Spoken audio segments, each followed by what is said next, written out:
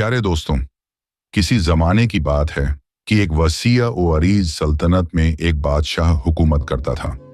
उसकी सिर्फ एक ही बेटी थी, बेटा कोई न था और वह अपनी बेटी से बेहद मोहब्बत करता था।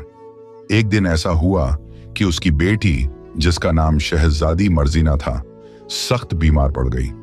बादशाह ने उसका नाम मर्जीना इसलिए रखा था कि वह हीरे की मानिंद निहायत हसीन, सुर्खी माइल और चमकदार चेहरे वाली थी। लेकिन जब वह बीमार हुई तो उसकी सारी चमक मंद पड़ गई। शहजादी के इलाज के लिए हजारों हकीमों को बुलाया गया और बेशुमार दवाइयां दी गईं, मगर कोई फायदा न हुआ। वह इतनी कमजोर हो गई कि चलना फिरना तो दरकिनार, बिस्तर से उठना भी मुश्किल हो गया। किसी की समझ में ना आता था कि आखिर इतनी हसीन और तंदुरुस्त शहजादी को कौन सी बीमारी लाहक हो गई। एक रोज एक दाना वजीर ने बादशाह के दरबार में हाजिर होकर अर्ज की, बादशाह सलामत, अगर इजाजत हो तो कुछ अर्ज करूं। बादशाह ने कहा, बोलो। हजारों हकीम इलाज कर कर के थक गए, मगर कोई फायदा ना हुआ।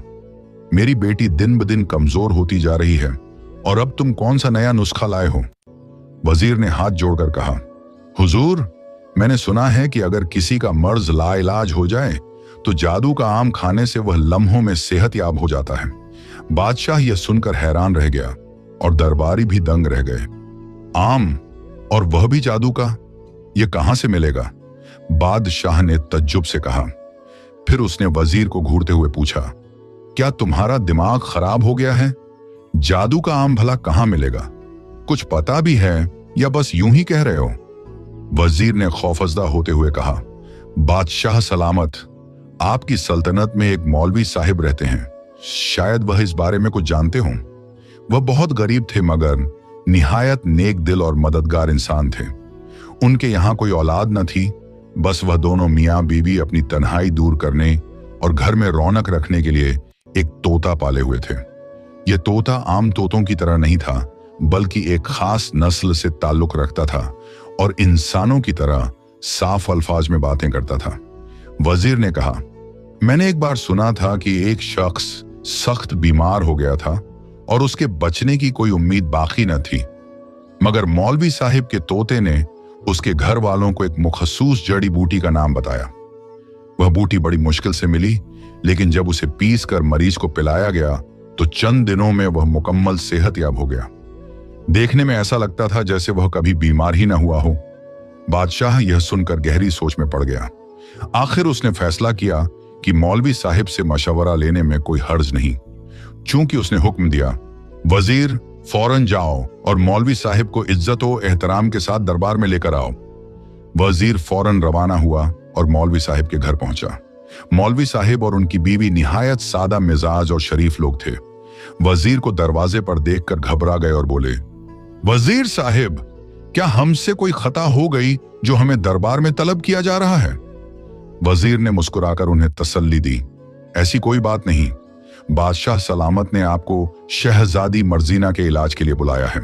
यह सुनकर मौलवी साहिब परेशान हो गए और बोले, मगर वजीर साहिब, मैं तो कोई हकीम नहीं हूं। हाँ, दुआ जरूर कर सकता हूं। वजीर ने जवाब दिया, असल बात यह है मौलवी साहिब कि हमने सुना है कि आपका तोता बड़े से बड़े मर्ज का इलाज बता सकता है। यह सुनते ही मौलवी साहिब खौफजदा हो गए। वह डरने लगे कि कहीं बादशाह सलामत उनसे उनका तोता न छीन ले, क्योंकि यह तोता इन दोनों मियाँ बीवी का लाडला था, जिसे उन्होंने बड़े प्यार से पाला था। मौलवी साहिब और उनकी बीवी इस तोते को अपनी औलाद की तरह चाहते थे। उनका परेशान चेहरा देखकर वजीर नरमी से बोला, आप बिल्कुल फिक्र न करें, आपका तोता आप ही के पास रहेगा। बस आप इतना करें कि शहजादी साहिबा की हालत उसे बताकर दुआ पूछ लें। मैंने बादशाह सलामत को यकीन दिलाया है कि तोते की बताई हुई दुआ से शहजादी बिल्कुल सेहतयाब हो जाएगी। अगर ऐसा हो गया तो बादशाह सलामत आपका घर सोने, चांदी और हीरे मोतियों से भर देंगे। मौलवी साहिब ने सर झुकाकर जवाब दिया, वजीर साहिब, हमें न सोना चाहिए, न चांदी और न हीरे मोती। जो कुछ हमारे परवरदिगार ने हमें अता किया है, हम उसी में खुश हैं। हमारे न कोई औलाद है, न कोई जिम्मेदारी, तो यह दौलत हमारे किस काम की। हाँ, अगर शहजादी वाकई हमारे तोते की बताई हुई दुआ से ठीक हो सकती है तो हम हाजिर हैं, चलें, हमें बादशाह सलामत के दरबार में ले चलें। चूंकि वजीर मौलवी साहिब को लेकर दरबार पहुंचा, बादशाह ने निहायत इज्जत और एहतराम के साथ मौलवी साहिब को अपने बराबर बिठाया और कहा, हजरत, मैं हर मुमकिन इलाज करा चुका हूं, मगर शहजादी मर्जीना की हालत दिन ब दिन बिगड़ती जा रही है। खुदा के बाद अब बस आपका सहारा है। सुना है आपका तोता किसी जादुई आम के बारे में जानता है, जो अगर किसी बीमार को खिला दिया जाए तो वह सेहतमंद हो जाता है। क्या यह सच है? मौलवी साहिब ने आजिज़ी से कहा, हुजूरे वाला, अगर मेरी जान भी शहजादी के काम आ जाए तो मैं हाजिर हूं। मैं अपने तोते से पूछता हूं और अभी आपको बताता हूं। यह कहकर मौलवी साहिब दरबार से निकले और सीधे अपने घर पहुंचे। मौलानी बीबी बेहद परेशान थी। बार बार दरवाजे पर आकर देखती कि मौलवी साहिब कब वापस आएंगे। जैसे ही उन्हें आते देखा, अल्लाह का शुक्र अदा किया और जल्दी से पूछा, क्या हुआ? बादशाह ने क्यों बुलाया था? मौलवी साहिब ने तमाम बात बताई तो वह फौरन तोते के पास गई और बोली, मियाँ मिट्ठू, शहजादी मर्जीना बहुत बीमार है, उसके लिए कोई दवा बता दो। तोता उस वक्त अमरूद खा रहा था। उसने अपनी गोल गोल आंखें घुमाई और बोला, शहजादी की दवा कूक औंफ के जादुई पेड़ पर लगे जादुई आम में छुपी है। अगर बादशाह सलामत व जादुई आम मंगवाकर शहजादी को खिला दें तो वह फौरन बिस्तर से उठ खड़ी होगी। तोते की यह बात सुनकर मौलवी साहिब लाठी टेकते हुए आगे बढ़े और नरमी से बोले, मेरे प्यारे मिट्ठू मियाँ, ये तो बताओ कि वह जादुई आम मिलेगा कैसे? कूक औंफ तो यहाँ करीब नहीं, वह तो बहुत दूर है। आखिर उसे लेकर कौन आएगा? तोता फौरन बोला, बादशाह सलामत के पास हजारों बहादुर और वफादार आदमी हैं, कोई ना कोई वह आम जरूर ले आएगा, मैं रास्ता बता दूंगा। मौलवी साहिब ने कहा, अच्छा तो मिट्ठू मियाँ, हमें रास्ता बता दो। तोता अमरूद खाना छोड़कर अपने पंजे से सर खुजाने लगा और बोला, जब मैं अपने माँ बाप के साथ था और मुझे परिंदे पकड़ने वाले ने नहीं पकड़ा था, तब मैं अपने अब्बा तोते और अम्मा तोती के साथ झुंड में शामिल होकर लंबी लंबी परवाजें करता था। आप जानते हैं कि हम तोतों को आम बहुत पसंद हैं, इसलिए हम हमेशा आम के बागात की तलाश में रहते थे। उड़ते उड़ते एक दिन हम कूक औंफ की तरफ निकले। वहां हमने एक ऐसा बाग देखा जो बिल्कुल सोने की तरह चमकता था। दिन की रोशनी में अगर उस बाग को देखो तो आंखें छूंधिया जाती थीं, और रात में वह ऐसा दमकता था कि लगता था कोई ख्वाब देख रहे हैं। हर दरख्त पर सुनहरी रंग के आम लगे होते थे और शाखों पर सुनहरी रंग की खूबसूरत चिड़ियां उड़ती रहती थीं। इन आमों का मजा न पूछिए मौलवी साहिब, ऐसा लगता था जैसे हम जन्नत के किसी मेवे का मजा ले रहे हों। और इन आमों में यह खासियत है कि चाहे कोई भी बीमार हो, अगर वह एक आम खा ले तो फौरन सेहत याब हो जाता है। अगर बादशाह सलामत किसी तरह उनमें से एक आम हासिल कर लें तो शहजादी मर्जीना की जान बच जाएगी। मौलवी साहिब और उनकी बीवी ने आपस में गौर व फिक्र किया, लेकिन कोई रास्ता दिखाई न दिया। आखिर उन्होंने तोते से कहा, बादशाह सलामत के आदमी वह आम नहीं ला सकेंगे, वहां तक पहुंचना नामुमकिन है, चाहे कोई अपनी जान भी दे दे। तोते ने एकदम चोंच मारी और बोला, हाँ यह तो है, कोई इंसान वहां बस ख्वाब में ही जा सकता है, ऐसे तो वहां नहीं जाया जा सकता।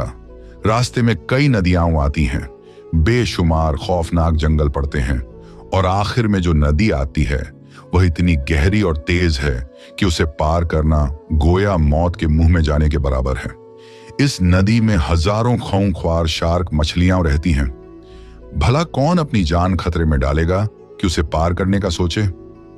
मौलवी साहिब ने गहरी सांस लेकर कहा, तो मियाँ मिट्ठू, यह रास्ता सिर्फ तुम ही पार कर सकते हो, क्योंकि तुम वहां तक आसानी से जा सकते हो। तोता बोला, हाँ मैं वहां जा सकता हूं, क्योंकि मुझे नदी के अंदर उतरने की जरूरत नहीं, मैं उड़कर नदी को पार कर लूंगा।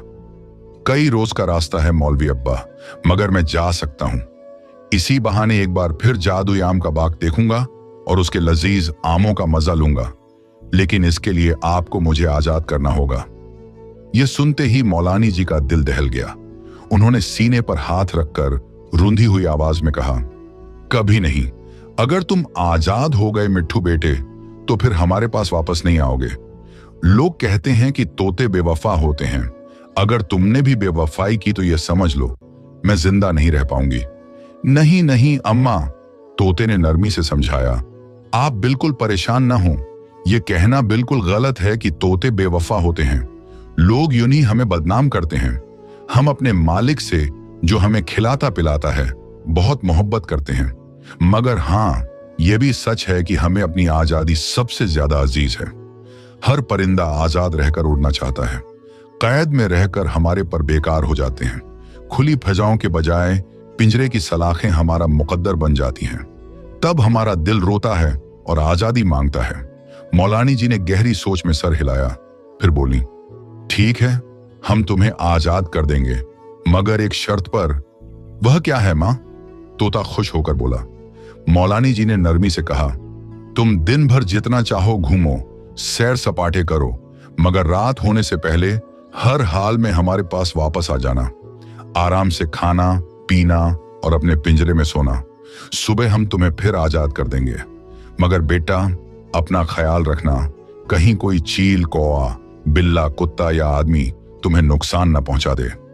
मौलानी जी ने बड़े प्यार से तोते को पिंजरे से निकाला और उसके नरम परों को सहलाने लगी। तोते ने ट्रिटर करके उनके हाथों को अपनी नन्ही सी जबान से छुआ और अपनी नुकीली चोंच से धीरे धीरे खुजाया। मैं अपना ख्याल रखूंगा अम्मा, आप फिक्र ना करें, बस मुझे खुदा हाफिज कह दें। मैं शहजादी याकूत के लिए जादुई आम की तलाश में निकलना चाहता हूं।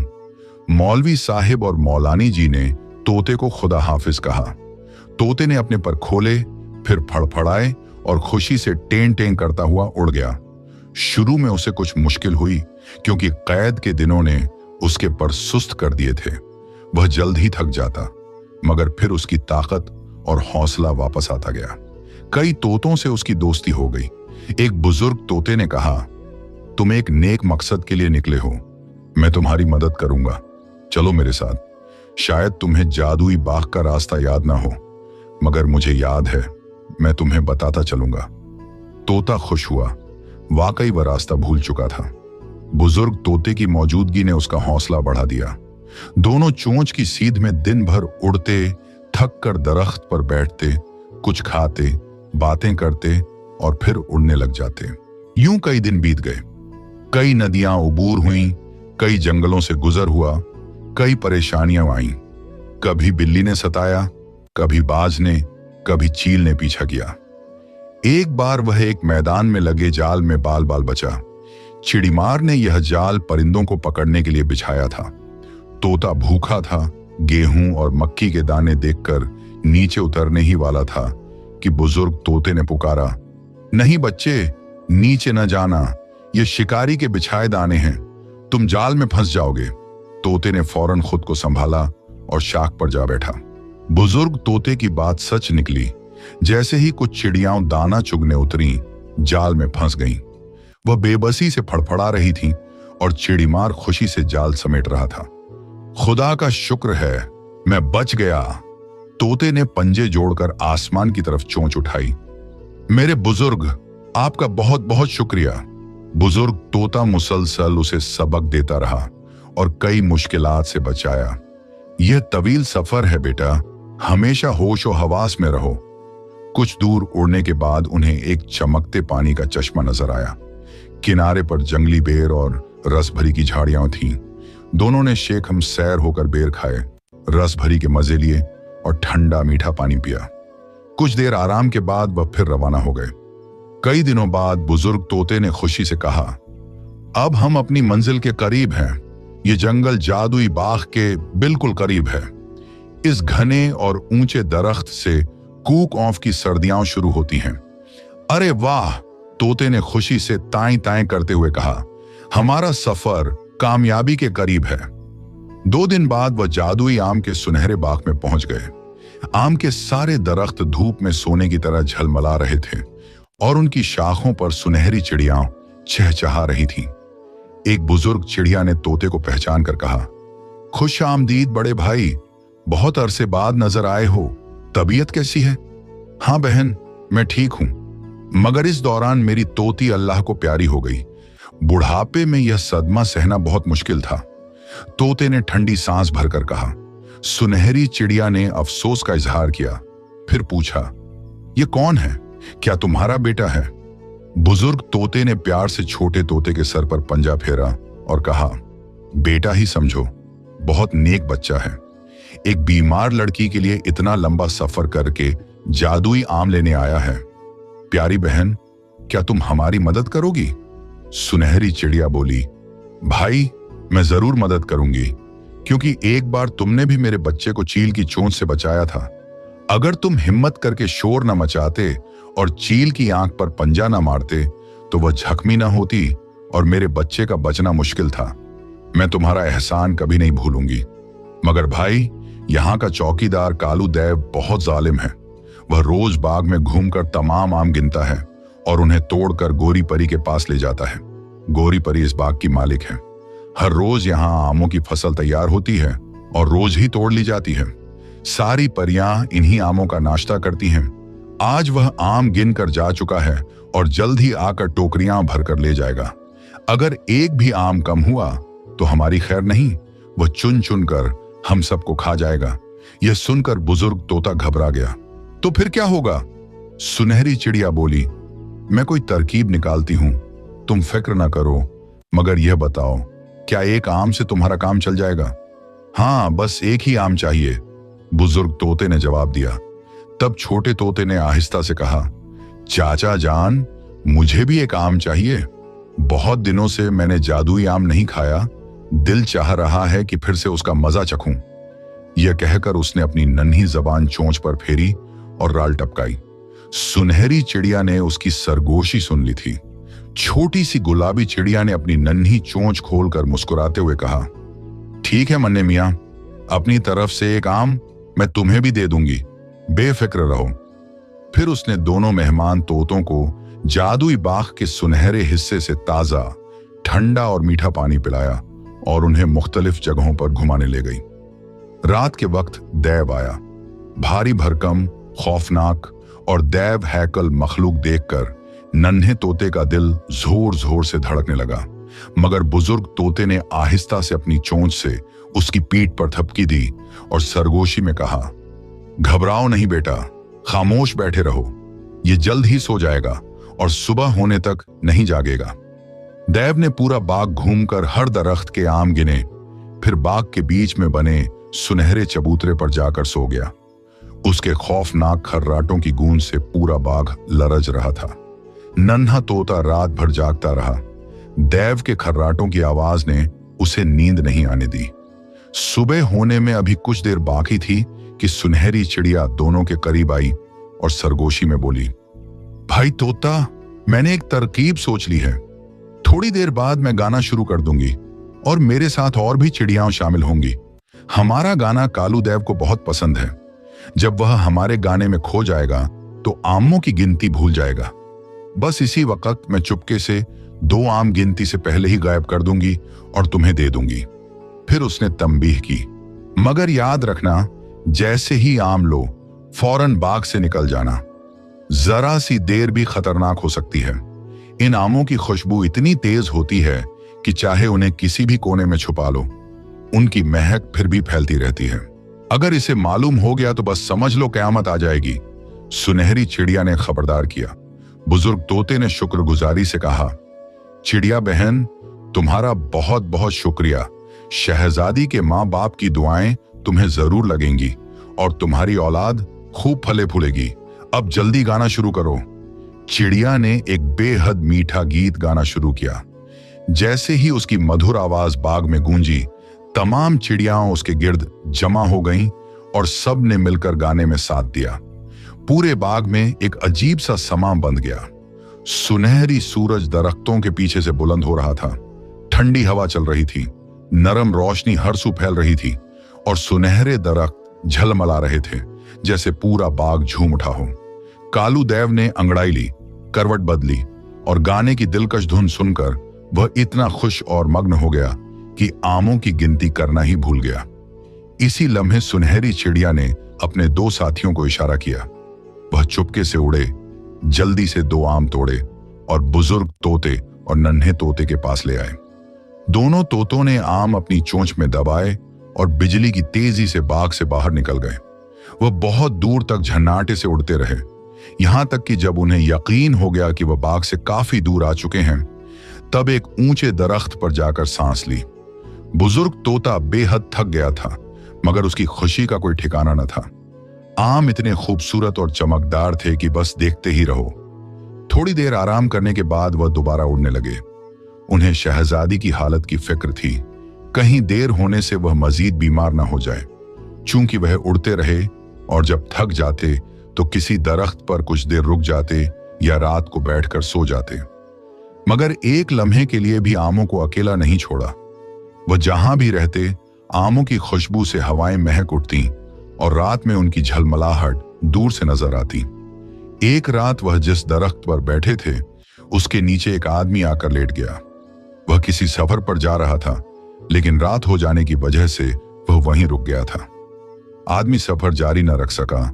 उसने अपने थैले से खाना निकालकर खाया, बोतल से पानी पिया, फिर चादर बिछाकर लेट गया। दोनों तोते चुपचाप बैठे रहे, मगर आमों की खुशबू थी कि चारों तरफ फैलती जा रही थी। नीचे लेटे आदमी ने खुद से कहा, यह कैसी खुशबू है? बड़ी अजीब मगर खुशगवार महक है। यह किसी फूल की है या किसी फल की? कुछ कुछ तो आम जैसी लगती है। बुजुर्ग तोते ने परेशानी से अपने नन्हे साथी से कहा, यह तो बड़ी मुसीबत हो गई, अब बस अल्लाह ही हमें बचाए। नन्हे तोते ने गहरी सांस ली और आहिस्ता आहिस्ता आमों को घने पत्तों के नीचे छुपाने की कोशिश करने लगा, मगर इसी कोशिश में एक आम खिसक कर नीचे जा गिरा और सीधा उस आदमी की नाक पर आ गिरा। आदमी ने एक जोरदार चीख मारी और घबराकर उठ बैठा। उसका दिल जोर जोर से धड़कने लगा। वह समझा कि कोई चोर उसका सामान ले जाने की कोशिश कर रहा है और उसने गुस्से में उसकी नाक पर मुक्का मार दिया है। कौन है? किसने मुझे मारा? वह डरी हुई आवाज में चिल्लाया। नन्हे तोते ने फौरन अपनी आवाज भारी बनाकर खौफनाक अंदाज में कहा, मैं भूत हूं, मैं तुम्हें खा जाऊंगा। क्या कहा? आदमी की सांस अटकने लगी, वह कांपने लगा। इसी वक्त उसकी नजर जमीन पर पड़े उस चमकते हुए आम पर पड़ी जो सोने की तरह दमक रहा था। तुम भूत हो? और यह चमकने वाली चीज क्या है? वह घबराकर पीछे हटने लगा। नन्हे तोते ने फौरन कहा, यह मेरे जादू की गोली है। अगर तुमने इसे छुआ तो पलक झपकते ही गायब हो जाओगे। ठहरो, ठहरो, कहां जा रहे हो? तुमने मेरे दरख्त के नीचे पड़ाव डाला, उसकी सजा तो तुम्हें मिलेगी। यह कहकर नन्हे तोते ने अपने पर फैलाए और जोर जोर से फड़फड़ाने लगा। जंगल के सन्नाटे में उसके परों की आवाज इतनी भयानक सुनाई दी कि आदमी के होश उड़ गए। वह मुसाफिर इतनी तेजी से भागा कि पीछे मुड़कर देखने की हिम्मत न की और जाने कहां निकल गया। बुजुर्ग तोते ने हंसते हुए मन्ने तोते को शाबाश दी और नीचे उतरकर वह चमकता हुआ आम चोंच में दबाकर दरख्त की शाख पर ले आया। इसके बाद दोनों पूरी रात जागते रहे और सुबह होने का बेसब्री से इंतजार करते रहे। जैसे ही उजाला फैला, वह फौरन उड़ निकले। दोपहर तक मुसलसल उड़ते रहे, मगर जब थकन और भूख से निढाल हो गए तो एक नदी के किनारे झाड़ियों में उतर आए। पानी पिया, आम झाड़ियों में छुपाकर खाने के लिए कुछ तलाश करने लगे। उधर वह थोड़ी दूर गए ही थे कि एक लोमड़ी वहां आ निकली। उसने झाड़ियों में चमकते हुए 2 आम देखे तो सोचा कि शायद किसी जानवर के अंडे हैं। उसने इरादा किया कि उन्हें सांप राजा के बिल के सामने रखकर उसे बुलाए और कहे, आओ मेरे राजा, मजे से खा जाओ, बस फिर मेरे बच्चों को ना खाना। यह सोचकर लोमड़ी ने दोनों आम मुंह में दबाए और तेजी से दौड़ने लगी। उधर वह जा रही थी और इधर दोनों तोते उसी तरफ एक जंगली दरख्त पर बैठे रस भरे फल खा रहे थे। जब उन्होंने एक मोटी लोमड़ी को आते देखा तो फौरन एक ऊंची शाख पर जा बैठे, मगर यह देखकर हैरान रह गए कि जादुई आम लोमड़ी के मुंह में दबे हैं। वह फौरन टें टें करते हुए लोमड़ी के गिर्द चक्कर लगाने लगे। बुजुर्ग तोते ने कहा, घबराओ नहीं, हिम्मत से काम लो। इस मक्कार लोमड़ी को अपनी तेज चोंच से जख्मी करो, मगर होशियारी से, कहीं वह तुम्हें पकड़ न ले। मन्ने तोते ने पुरजोश होकर जवाब दिया, चाचा जान, मैं होशियार रहूंगा। ये मुझे नहीं पकड़ सकेगी क्योंकि इसके मुंह में तो आम दबे हैं। फिर उसने झपट झपट कर लोमड़ी पर हमले शुरू कर दिए। जितनी तेजी से लोमड़ी दौड़ती, उतनी ही तेजी से वह उड़ता और अपनी नुकीली चोंच उसकी नरम खाल में तीर की तरह चुभो देता। बुजुर्ग तोते ने भी यही हरबा अपनाया और दोनों ने मिलकर लोमड़ी को जख्मी कर दिया। लोमड़ी के जिस्म से खून बहने लगा और वह शदीद तकलीफ में मुब्तला हो गई। आखिरकार जब बर्दाश्त से बाहर हो गया तो वह चीखती चिल्लाती जमीन पर लौटने लगी। जैसे ही वह तड़पी, उसके मुंह से दोनों आम जमीन पर गिर पड़े और लुढ़कते हुए इधर उधर रुक गए। तोतों ने एक लम्हा भी झाया न किया। फौरन दोनों ने एक एक आम अपनी चोंच में दबाया और आसमान की तरफ बुलंद हो गए। वह किसी सूरत रुकना नहीं चाहते थे, मगर रात होने को थी और कहीं ना कहीं ठहरना जरूरी था। आखिरकार एक जगह उन्हें रुकना ही पड़ा। यह एक छोटा सा गांव था जहां जगह जगह चिराग रोशन थे। दोनों तोते खामोशी से एक झोपड़ी की छत पर जा बैठे और एहतियात से दोनों आमों को फूंस के अंदर दबा दिया ताकि उनकी चमक नजर न आए। अगर किसी की नजर पड़ जाती तो वह आम हासिल करने की धुन में दीवाना हो जाता। खुदा खुदा करके सुबह हुई और जैसे ही रोशनी फैली, दोनों तोते खुशी के मारे टें टें करने लगे। ये गांव राजधानी के करीब ही था और दूर से मौलवी साहिब के घर की मस्जिद के बुलंद मीनार दिखाई दे रहे थे। मन्ना तोता खुशी से पंजे बजाने लगा। हम आखिरकार अपनी प्यारी शहजादी के पास पहुंच गए। दोनों खुशी से गाते हुए मौलवी साहिब के घर की तरफ उड़ने लगे। जो भी उन्हें चोंच में आम दबाए देखता, हैरत से दूसरों को दिखाने लगता, अरे वह देखो, मौलवी साहिब का तोता जादुई आम ले आया। यह खबर बादशाह तक जा पहुंची। मारे खुशी के वह अपनी कीमती हीरे जड़ी जूतियां महल में छोड़कर नंगे पांव बाहर निकल आया। पूरे शहर में जश्न का समा बन गया और लोग खुशी से झूमने लगे। उधर शहजादी की हालत बहुत खराब हो चुकी थी। बस सांसें बाकी थीं। उसका जिस्म बेजान हो चुका था और चेहरा जो कभी लाला की मानिंद खिलता था, अब सफेद कागज की तरह हो गया था। बादशाह तोते से मायूस हो चुका था और अक्सर कहा करता, जब आदमी का एतबार नहीं तो परिंदे पर क्या भरोसा। अब मेरी बेटी जिंदा नहीं बचेगी। यह कहकर वह आपदीदा हो जाता। मलका भी रोने लगती और जब मलका रोती तो पूरी रियाया सोग में डूब जाती। मगर आज जैसे ही तोते की आमद की खबर मिली, बादशाह खुशी से फूले न समाया और जब उसने मौलवी साहिब को कंधे पर दोनों तोते बिठाए, हाथ में जादुई आम लिए आते देखा तो खुशी के मारे नंगे पांव दौड़ पड़ा और मौलवी साहिब को गले लगा लिया। अब वह खुशी के आंसू बहा रहा था।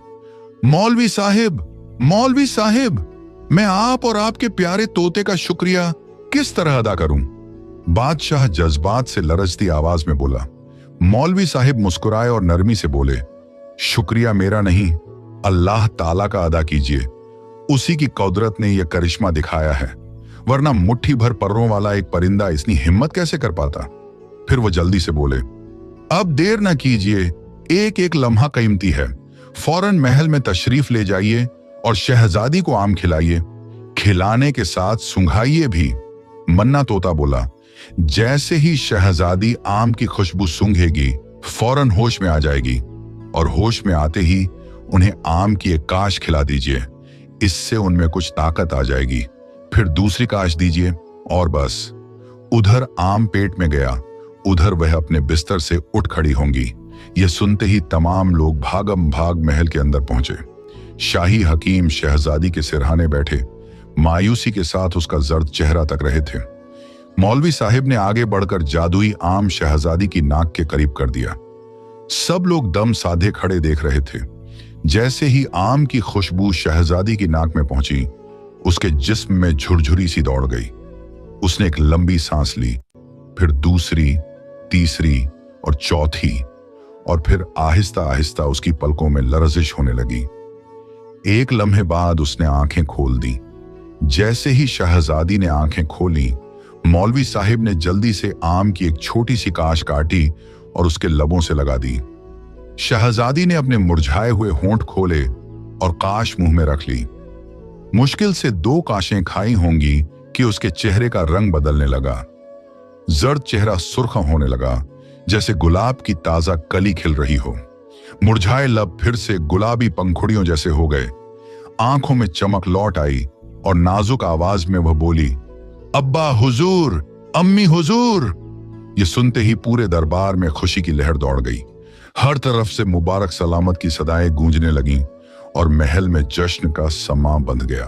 पूरे महल में खुशियां मनाई जा रही थीं। दरबारियों ने खुशी से नारे बुलंद किए और शहर भर में जश्न का ऐलान कर दिया गया। बादशाह ने मौलवी साहिब को गले लगाया और कहा कि वह उनका शुक्रिया कैसे अदा करे। मौलवी साहिब ने मुस्कुराकर जवाब दिया कि शुक्रिया अल्लाह ताला का अदा करना चाहिए जिसने यह करिश्मा दिखाया, वरना एक छोटा सा परिंदा इतनी हिम्मत कैसे कर पाता। बादशाह ने फौरन हुक्म दिया कि दोनों तोतों के लिए शाही बाग में बेहतरीन जगह बनाई जाए, मगर मन्ना तोते ने कहा कि वह कैद में नहीं रह सकता। बादशाह ने हंसते हुए कहा कि वह आजाद रहेंगे, मगर हमेशा शाही महल के करीब रहेंगे। शहजादी ने दोनों तोतों को अपने हाथों पर बिठाया और प्यार से उनके परों को सहलाने लगी। जश्न अभी जारी था कि अचानक एक दरबारी घबराया हुआ महल में दाखिल हुआ और इत्तला दी कि कालू देव को खबर हो गई है कि उसके जादुई आम चुराए गए हैं और अब वह अपनी जादुई ताकत के साथ बादशाही पर हमला करने आ रहा है। यह सुनते ही महल में सन्नाटा छा गया। बादशाह ने फौरन फौज को तैयार होने का हुक्म दिया, मगर मन्ना तोते ने कहा कि ताकत से ज्यादा अक्ल काम आती है और वह देव को शिकस्त देने की तरकीब सोच सकता है। बादशाह ने हैरत से देखा, मगर मौलवी साहिब ने कहा कि जिस तरह यह नन्हे परिंदे शहजादी की जान बचा सकते हैं, उसी तरह देव को शिकस्त भी दे सकते हैं। बादशाह ने इजाजत दे दी और दोनों तोते फौरन महल से निकले और सीधा कालू देव के जंगल की तरफ रवाना हो गए। कालू देव अपने किले में गुस्से से आग बगोला हो रहा था और कह रहा था कि वह इस रियासत को जलाकर राख कर देगा। अभी वह अपनी जादुई ताकत इकट्ठी कर रहा था कि अचानक दोनों तोते उसके किले में पहुंच गए। मन्ना तोते ने चालाकी से देव को ललकारा कि वह बहुत ताकतवर है, मगर फिर भी दो नन्हे तोते उसे चकमा दे गए। क्या उसे शर्म नहीं आती? कालू देव का गुस्सा और बढ़ गया और वह उन्हें भस्म करने के लिए आगे बढ़ा, मगर मन्ना तोते ने हंसते हुए कहा कि अगर वह वाकई नाकाबिले शिकस्त है तो अपनी ही जादुई ताकत का सामना करे। देव ने हैरानी से पूछा कि क्या मतलब? तो मन्ना तोते ने अपने परों में छुपाई हुई एक सुनहरी काश निकाली और देव की तरफ उछाल दी और कहा कि अगर वह वाकई ताकतवर है तो यह खाकर साबित करे। कालू देव ने गुरूर में आकर काश उठाई और फौरन खा ली, मगर जैसे ही वह उसके हलकन से नीचे उतरी, उसके चेहरे पर हैरत के आसार उभर आए। उसका जिस्म कांपने लगा और वह तकलीफ से चिल्लाने लगा। बुजुर्ग तोते ने मुस्कुराकर कहा कि यह वही आम है, मगर चोरी का खाया हुआ फल हमेशा जहर बन जाता है। देव ने अपनी ही जादुई ताकत को गलत तरीके से इस्तेमाल किया और अब वही ताकत उसे खत्म कर रही है। कालू देव तड़पने लगा, उसका कद छोटा होने लगा और आखिरकार वह एक आम इंसान जितना होकर जमीन पर गिर पड़ा। उसकी तमाम जादुई ताकत खत्म हो चुकी थी। दोनों तोते फौरन उड़कर वापस महल पहुंचे और बादशाह को सारी कहानी सुनाई। यह सुनकर बादशाह और तमाम रियाया ने शुक्राने के नफल अदा किए। शहजादी ने आगे बढ़कर दोनों तोतों को अपने हाथों पर उठाया और कहा कि आज वह जिंदा है तो सिर्फ इन मासूम परिंदों की वजह से। बादशाह ने ऐलान किया कि आज से मन्ना तोता और बुजुर्ग तोता इस रियासत के शाही मुहाफिज होंगे, क्योंकि उनकी बहादुरी और अक्लमंदी की वजह से सब महफूज रहे। महल में एक और जश्न का आगाज हो गया। शहजादी मुकम्मल सेहतयाब हो गई, बादशाहत खुशहाल हो गई और दोनों तोते हमेशा के लिए बादशाह के सबसे अजीज दोस्त बन गए। यूं अक्ल हिम्मत के जरिए एक खौफनाक देव को शिकस्त दी गई और पूरी रियासत में अमन और खुशी का दौर दौरा हो गया। महल में जश्न कई दिनों तक जारी रहा। हर गली, हर कूचे में खुशी का समा था। लोग घरों के दरवाजों पर दिए जला रहे थे, बच्चों में मिठाइयां बांटी जा रही थीं और हर तरफ शहजादी की सेहतयाबी और देव की शिकस्त की बातें हो रही थीं। बादशाह ने ऐलान किया कि मन्ना तोता और बुजुर्ग तोता न सिर्फ महल के मुहाफिज हैं, बल्कि उन्हें शाही दरबार में खास जगह दी जाएगी। एक दिन जब सब कुछ मामूल पर आ चुका था, शहजादी ने दोनों तोतों से कहा कि वह उनकी बहादुरी की दास्तान हमेशा के लिए संभाल कर रखना चाहती है। उसने बादशाह से दरख्वास्त की कि उनके एजाज में एक यादगार तामीर करवाई जाए जहां उनकी अक्ल और बहादुरी की कहानी हमेशा याद रखी जाए। बादशाह ने फौरन हुक्म जारी कर दिया और महल के करीब ही एक खूबसूरत बाग में एक अजीमोशान मीनार तामीर करवाने का ऐलान कर दिया, जहां दोनों तोते आजादाना रह सकें और आने वाली नस्लों को अपनी कहानी सुना सकें। सब कुछ ठीक चल रहा था कि एक दिन एक और परेशानी आ पहुंची। शहजादा जैन, जो पड़ोसी सल्तनत का वारिस था और शहजादी का करीबी दोस्त भी था, अचानक महल पहुंचा। उसका चेहरा उतरा हुआ था, आंखों में बेचैनी थी। बादशाह ने फौरन उसे गले लगाया और परेशानी की वजह पूछी। शहजादे जैन ने बताया कि उसकी सल्तनत पर काला जादू करने वाले एक खतरनाक आमिल ने हमला कर दिया है, जिसकी वजह से वहां के दरख्त सूख रहे हैं, दरियाओं का पानी जहरीला हो रहा है और लोग बीमार पड़ रहे हैं। बादशाह और शहजादी ये सुनकर चौंक गए। मन्ना तोते ने फौरन कहा कि वह इस मुसीबत को खत्म करने में मदद करेंगे। बादशाह ने पहले तो मना किया कि वह नन्हे परिंदे हैं और उन्हें खतरा हो सकता है, मगर मौलवी साहिब ने कहा कि यह वही तोते हैं जिन्होंने कालू देव को शिकस्त दी थी। यह अगर हिम्मत करें तो कुछ भी मुमकिन है। आखिरकार बादशाह ने इजाजत दे दी और शहजादा जैन, शहजादी, दोनों तोते और कुछ बहादुर सिपाही उस सल्तनत की तरफ रवाना हो गए। जब वह वहां पहुंचे तो वाकई हालात बहुत खराब थे। बागात उजड़ चुके थे, खेत वीरान हो चुके थे और हर तरफ उदासी फैली हुई थी। शहजादा जैन ने बताया कि यह सब एक जालिम आमिल जुलाम शाह की वजह से हो रहा है, जो पहाड़ों के गार में बैठा मंत्र पढ़कर पूरे इलाके को तबाह कर रहा है। मन्ना तोते ने सोचा और बोला कि हमें उसके जादू को तोड़ने का रास्ता निकालना होगा। रात के वक्त सब ने जुलाम शाह के गार की निगरानी की। वह देख रहे थे कि आमिल एक बड़े तांबे के कटोरे में कोई स्याह माया घोल रहा था, जिससे नीली नीली रोशनी निकल रही थी। बुजुर्ग तोते ने कहा कि अगर हम इस माया को गिरा दें तो शायद उसकी ताकत खत्म हो जाए। मन्ना तोते ने आहिस्ता से पर हिलाया और कहा कि वह जाकर यह काम करेगा। वह उड़कर आमिल के करीब पहुंचा और एक जोरदार चीख मारी, जिससे आमिल चौंक गया। उसने आसमान की तरफ देखा कि यह कौन परिंदा है जो रात में शोर कर रहा है। जैसे ही वह ऊपर देखने लगा, बुजुर्ग तोते ने पीछे से एक पत्थर जोर से उसके हाथ पर मारा, जिससे तांबे का कटोरा उलट गया और सारा काला माया जमीन पर बह गया। आमिल जोर जोर से चिल्लाने लगा। उसके मंत्र अधूरे रह गए और अचानक एक तेज झटके के साथ वह जमीन पर गिर पड़ा। जैसे ही वह जमीन पर गिरा, अचानक जादू का असर खत्म होने लगा। दरख्तों की सूखी शाखों में हरियाली आने लगी, दरियाओं का पानी साफ होने लगा और बीमार लोग उठकर चलने फिरने लगे। यह मौजा देखकर सब हैरान रह गए। शहजादा जैन और शहजादी खुशी से झूम उठे, जबकि बादशाह की फौज ने आमिल को गिरफ्तार करके कैद में डाल दिया। जब वह सब महल वापस आए तो लोगों ने उनका वालिहाना इस्तकबाल किया। बादशाह ने ऐलान किया कि आज से दोनों तोते न सिर्फ उनके महल के मुहाफिज हैं, बल्कि रियासत के सबसे बड़े हीरो भी हैं। शहजादा जैन ने मन्ना तोते और बुजुर्ग तोते को अपनी सल्तनत में हमेशा के लिए रहने की पेशकश की, मगर मन्ना तोते ने कहा कि वह आजाद परिंदे हैं और जहां चाहें जा सकते हैं। बादशाह ने वादा किया कि वह हमेशा उनकी हिफाजत करेंगे और उनके लिए महल के बाग में एक खूबसूरत जगह मुख्तस कर दी गई, जहां वह जब चाहें आ सकते थे। यूं दोनों तोतों की बहादुरी, आकल और हादिर दिमागी की कहानियां नस्ल दर नस्ल सुनाई जाने लगी। इनकी बहादुरी के चर्चे न केवल बादशाहत में बल्कि दूर दराज की राज्यों तक भी पहुंच गए। लोग इन्हें देखने आते, इनसे कहानियां सुनते और हर तरफ इनकी अक्लमंदी और वफादारी की मिसालें दी जाती। शहजादी और शहजादा जैन की दोस्ती और मजबूत हुई और महल में खुशी, हंसी और सुकून हमेशा के लिए लौट आया। महल में जश्न कई दिनों तक जारी रहा और दोनों तोते बादशाह के खास मेहमान बन गए।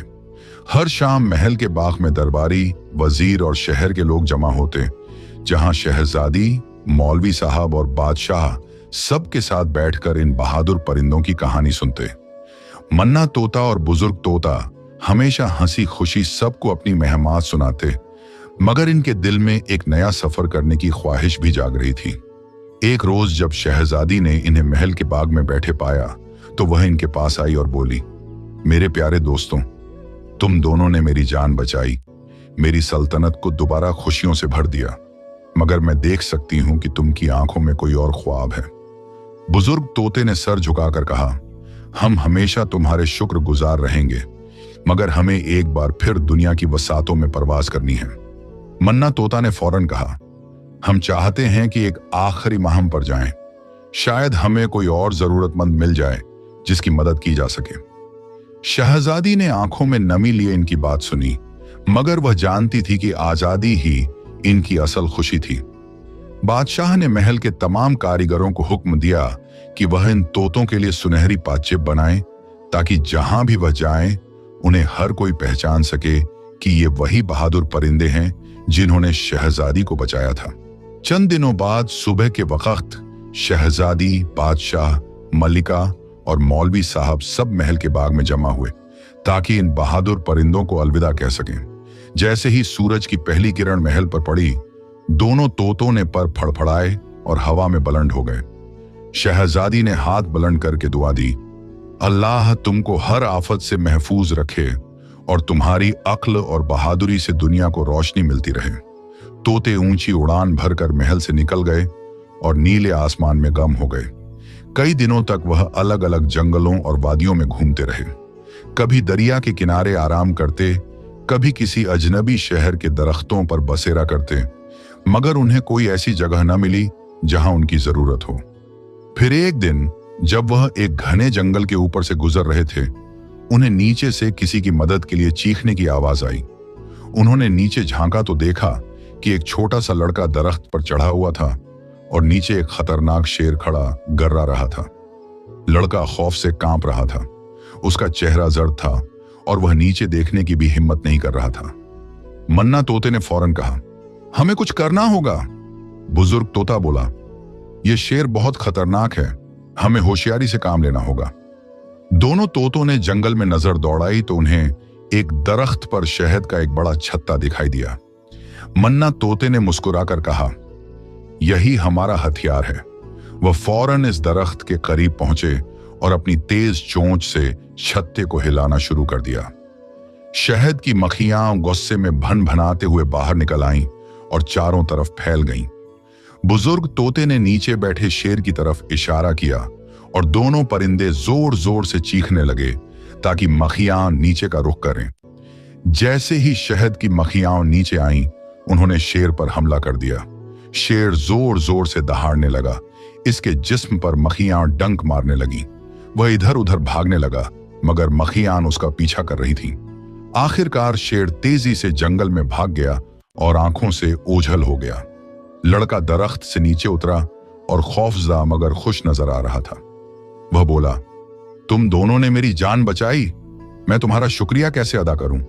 मन्ना तोते ने खुशी से कहा, हमारा शुक्रिया अदा करने की जरूरत नहीं, बस हमेशा हिम्मत और अक्ल से काम लेना।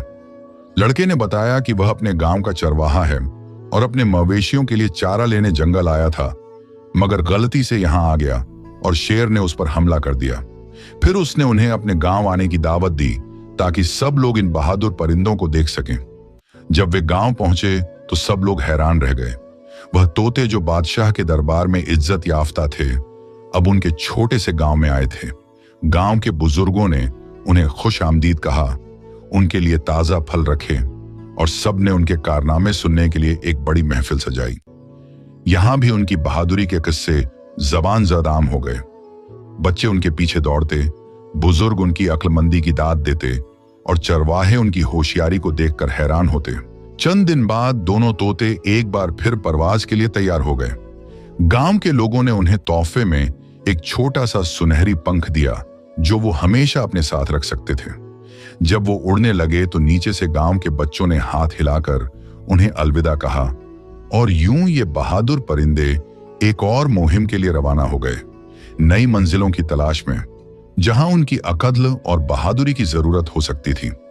तोते हवा में बुलंद हुए और एक बार फिर नीले आसमान के वसीअ दामन में खो गए। वो कई दिनों तक मुख्तलिफ जंगलों और बस्तियों के ऊपर से गुजरते रहे, मगर कहीं उन्हें कोई ऐसी जगह न मिली जहां उनकी अक्ल और बहादुरी की आजमाइश हो सकती हो। फिर एक दिन जब वो एक ऊंचे पहाड़ के करीब से गुजर रहे थे, उन्हें नीचे एक सुनसान वादी में एक पुरअसरार साया नजर आया। वो नीचे झुके तो देखा कि एक हसीन मगर अफसुर्दा लड़की एक बड़े पत्थर पर बैठी आंसू बहा रही थी। मना तोते ने फौरन कहा, यह लड़की क्यों रो रही है? हमें जाकर देखना चाहिए। बुजुर्ग तोते ने सर हिलाया और दोनों नीचे उतर आए। जैसे ही वो करीब पहुंचे, लड़की ने चौंक कर उन्हें देखा और हैरानी से बोली, तोते, तुम यहां कैसे आए? बुजुर्ग तोते ने नरमी से पूछा, बेटी, तुम यहां इस सुनसान वादी में अकेली क्यों बैठी हो? तुम्हारे आंसू बता रहे हैं कि तुम किसी बड़ी मुश्किल में हो। लड़की ने आह भरी और कहा, मेरा नाम सबीहा है। मैं एक करीबी गांव की शहजादी हूं, मगर मेरा गांव एक खौफनाक जादूगर के कब्जे में चला गया है। उसने हमारे बादशाह, मेरी मां और सभी लोगों को कैद कर लिया है। मैं किसी तरह बचकर यहां आ गई हूं, मगर अब न मेरे पास कोई ताकत है, न कोई रास्ता कि मैं अपने गांव को बचा सकूं। मना तोते ने जोश से कहा, यह जादूगर कौन है? हमें उसके बारे में सब कुछ बताओ, शायद हम तुम्हारी मदद कर सकें। सबीहा ने कहा, उसका नाम जालिम जादूगर झाम है। वो काले जादू का माहिर है और उसके पास एक तिलिस्माती असा है जिससे वो किसी को भी पत्थर का बना सकता है। मेरे वालिद ने उसका मुकाबला करने की कोशिश की थी, मगर वो सब कैद हो गए। अब पूरा गांव अंधेरे में डूबा हुआ है। किसी में हिम्मत नहीं कि वो उसके खिलाफ जा सके। बुजुर्ग तोते ने गहरी सोच में डूबकर कहा, यह वाकई एक बड़ी आजमाइश है, मगर अगर हमने अकल से काम लिया तो शायद हम जादूगर को शिकस्त दे सकें। मना तोते ने जोश से कहा, हमें फौरन गांव चलना चाहिए। सबीहा ने थोड़ी हिम्मत जमा की और दोनों तोतों के साथ गांव की तरफ रवाना हो गई। जब वो गांव के करीब पहुंचे तो वहां का मंजर खौफनाक था। हर तरफ सन्नाटा था, दरख्त सूखे हुए थे और आसमान पर स्याह बादल छाए हुए थे। महल की दीवारें जादू के असर से नीली पड़ चुकी थीं और हर दरवाजे पर झाम के साए नजर आ रहे थे। बुजुर्ग तोते ने सरगोशी की, हमें सीधा जादूगर के महल में जाना होगा, मगर सीधा उसके सामने जाना खतरनाक हो सकता है। पहले हमें उसका राज मालूम करना होगा कि उसकी ताकत कहां से आती है। मना तोते ने कहा, हाँ, हमें चुपके से महल में दाखिल होना होगा और देखना होगा कि वो किस चीज से सबसे ज्यादा डरता है। वो तीनों आहिस्ता आहिस्ता महल के अंदर दाखिल हुए। सबीहा ने उन्हें एक खुफिया रास्ते से लेकर एक पुरानी लाइब्रेरी में पहुंचाया, जहां बादशाह के कदीम कुतुब खाने की किताबें पढ़ी थीं। उन्होंने जल्दी जल्दी सफात पलटे और आखिरकार एक पुरानी किताब में झाम के जादू का राज पा लिया। बुजुर्ग तोते ने जोर से पढ़ा, झाम की सारी ताकत उसके जादुई आसा में है, मगर वो आसा सिर्फ चांद की रोशनी में असर करता है।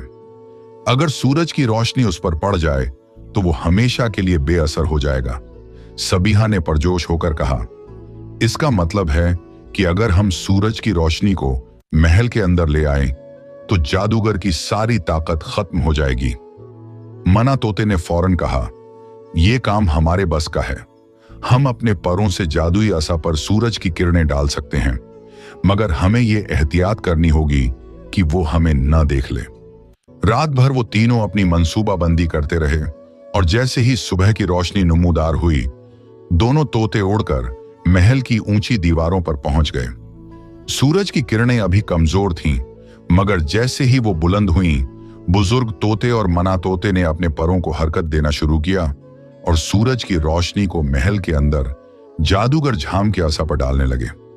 जादूगर, जो अभी गहरी नींद में था, अचानक चीख कर जाग गया। उसने देखा कि उसका आंसा चमक रहा है और उसकी ताकत तेजी से खत्म हो रही है। उसने फौरन औसा को बचाने की कोशिश की, मगर जैसे ही रोशनी पूरी तरह उस पर पड़ी, औसा एक धमाके से चिटक गया और झाम जमीन पर गिर पड़ा। जैसे ही औसा टूटा, पूरा गांव एक झटके से जागा। सब कैदी आजाद हो गए। महल की दीवारों का नीला रंग खत्म हो गया और आसमान एक बार फिर साफ हो गया। सबीहा के वालिद, जो अब आजाद हो चुके थे, हैरान रह गए कि उनकी बेटी और दो बहादुर तोतों ने पूरे गांव को बचा लिया था। बादशाह ने खुशी से सबीहा को गले लगा लिया और दोनों तोतों की तरफ बढ़कर कहा, तुम ना होते तो हम हमेशा के लिए जादूगर के कैदी बने रहते। पूरा गांव खुशी के नारों से गूंजने लगा। सबने शहजादी सबीहा मना तोते और बुजुर्ग तोते को सलाम किया और उनकी बहादुरी की कहानियां बयान करने लगे। चंद दिन बाद जब हर चीज दोबारा मामूल पर आ गई, दोनों तोतों ने एक बार फिर उड़ान भरने की तैयारी की।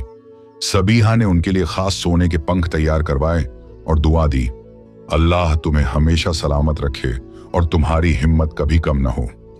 दोनों तोते एक बार फिर नीले आसमान में बुलंद हुए, नई मुहिमात की तलाश में, जहां उनकी बहादुरी और अक्ल की जरूरत